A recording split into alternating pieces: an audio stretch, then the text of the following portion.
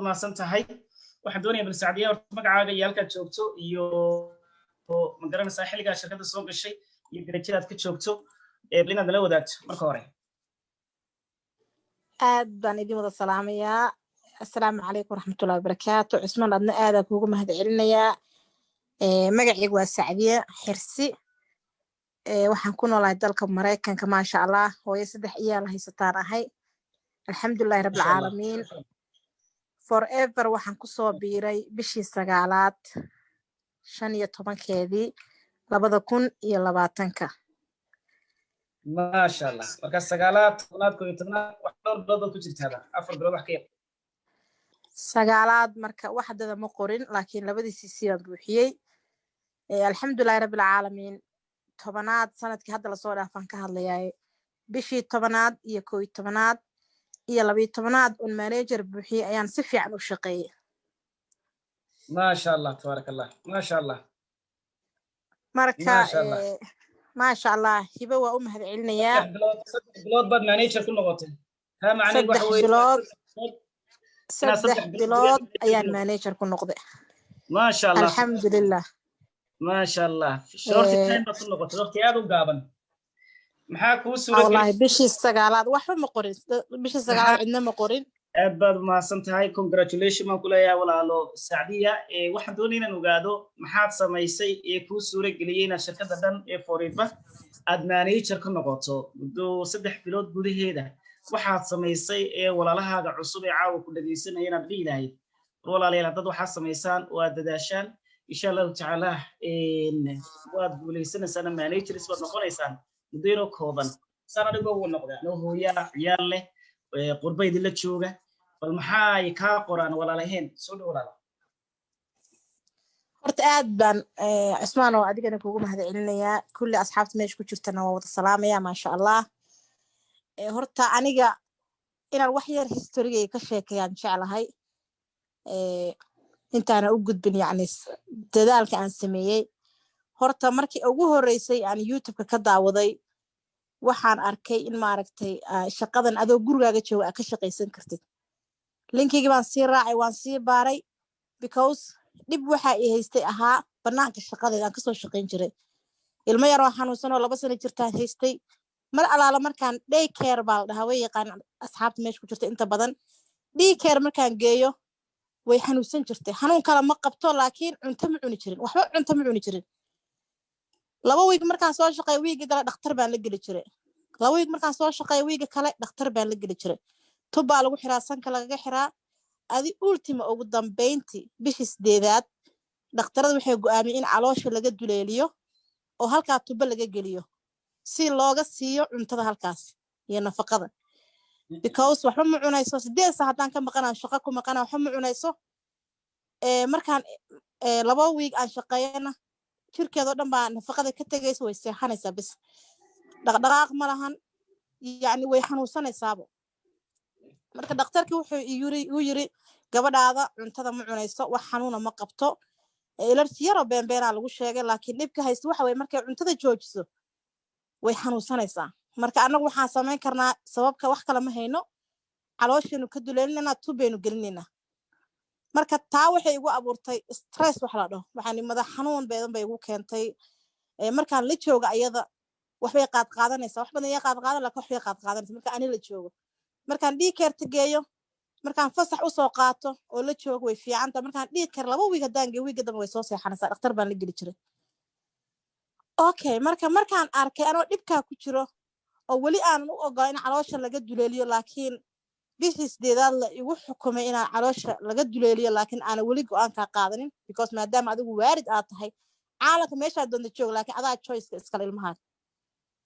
bas aan wali qaadanin baan bishii 9aad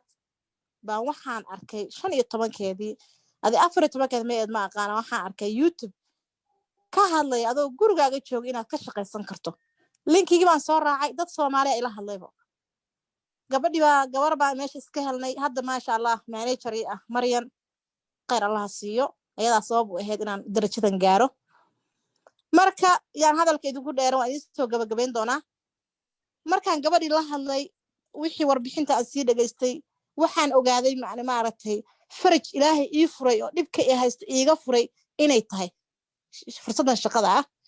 alxamdulillaah rabbil caalamiin waan isku taxaluujiyay waan galay si fudud baan ku galay lacag yar baan ku galay maasha Allah 400 iyo 48 dollar bay ahayd waan bixiyay markaan galay markaasna waxaan u soo guuray gobol kaleeto oo state kale aan u soo guuray state kale markaan u soo guuray cidna kama aqaano wax alaal waxaan ka aqaano male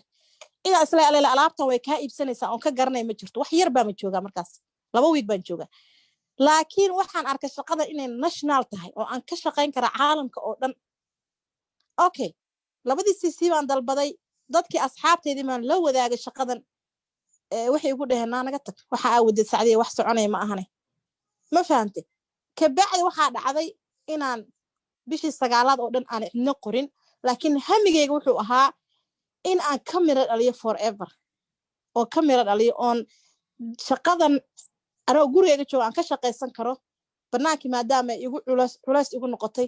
inaan isku taxaluujiyo bal inaan heer ka gaaro ka bacdi waxaan la tashtay Maryan khayr Allah si waxay igu tiri Sacdiyoy waxba hadniyad jabin maadaama qof qori waay asxaabteedina ay fahmi waayeen khayr Allah si Cusmaan inuu xasuustay in kala ma aqaan maalmaha la kabaan oo assistant supervisor ayaa waxaan soo galay Zoom uu qabanayo wuxuu yiri waxa adoo social media ahayn ayaad social media dhigan kartaa bula YouTube linkigaaga laga soo raacay adiga tabti iyo fikradii aan Cusmaan ka qaatay Ilaahay khayr ha siiye ayaan ku dhaqmay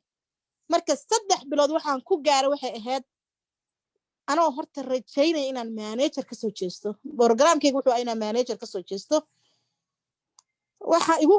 saamaxay waxay ahayd waxaan samaystay group Maryan baan ku soo daray maasha Allah waa manageradeyda sare markaan ku soo daray linkiga baan qaaday sidoo Cusmaan aan ka dhageystay linkiga baan qaaday YouTube kama aragtay commentigiisaan dhigay haddaad shaqo diyaar u tahay ka soo halkan shaqado guriga jooga ka shaqeyso adoo guriga maasha Allah asxaab badan baa ii soo gashay waan fahansiiyay maxay ahayd warbixintii aan u diray dad aan fooqal aqli ahaan maasha Allah ayaan ka helay dad fooqal aqli hadda dadkayga hadda idin sheego caalamka dhan meel aysan joogin mala Ingiriiska joogan Australia bay joogan UK meel aysan joogin ilaa Soomaaliya Mareykan gudihiisa saas u daadsan yihiin wallahi bay idin mashay hal qof aan garanayo oo Allah ilaahay hebel aan dhahay oo aan dhihi karo Allah ilaahay qofkan aqoon u qortay kuma jirin marka waxa isku taxaluujiyay habeenkii markaan ciyaalka sixsado ayaan barsada intaan fariisto ayaan share gareyn jiray qofkii markaan aan qoray oo assistant supervisor ka ahban caawin jiray dadkiisa ayaan warbixinta la siin jiray adigu dadaalka noocaasaan u soo maray alxamdulillaah rabbil caalamiin maanta ay maasha Allah ay saacada hadda aan taaganahayna waxa ii suurta gashay inaan Cusmaan iyo asxaabtiisa aan maasha Allah aan Zoom-ka u igu soo casuumo darajada maanta aan taaganahay maasha Allah oo manager ah alxamdulillaah rabbil caalamiin ilaaha ma hada iskala maasha Allah tabarakallah walaalayaal aad bay u mahadsantahay walaasheen runtii su'aasha sida qiimaha badan uga jawaabtay kow waxa uu suura geliyay say noo sheegtay waxa weeyaan hami waa doonis horta waxaan u doonaysaa qofku waxa weeyaan caqabadu ku muuqan maayaan haddii aad doonayso xal un baad heli ugu dambeyn soo garamaysid haddii maanta ay nii muuqato Caaisha oo malaayiin doolar shirkadda Forever ka samaysay inaad halkay gaadhaan waxa weeyaan ma doonaysaa marka hore ba ka horeysa waxaan horta qofkan ma doonayaa maxaa uu bixinayaa si uu u gaadho halka waayo guushu waxay doonaysaa inaad qiimaheega bixiso maanta koob shaah soo cabi maysid ilaa yaad inta tagto aad qiimaheega soo bixiso marka waxa ugu horeeya waxa weeyaan waa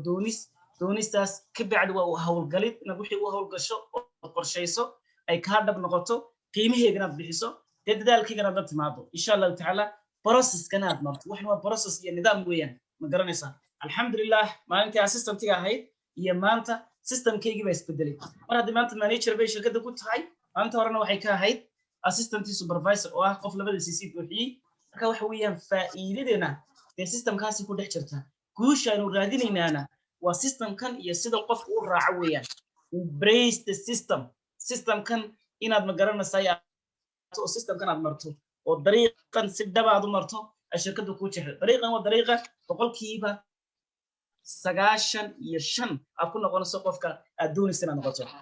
dariiqan wuxuu ka bilaabmaa meel buu ka bilaabmaa meel uu ku dhamaadaa kaliya dariiqan simply laba cc buuxi 25 cc buuxi ما شاء الله marka waa dareemaysaa mar kasto darajadaad badasho waxa dareemaysaa muhiimad yani wixii aad doonayso kaaga soo dhawaaday intii hore eedarkaas kugu soo dhawaaday dhaqaalay badnaa doonayso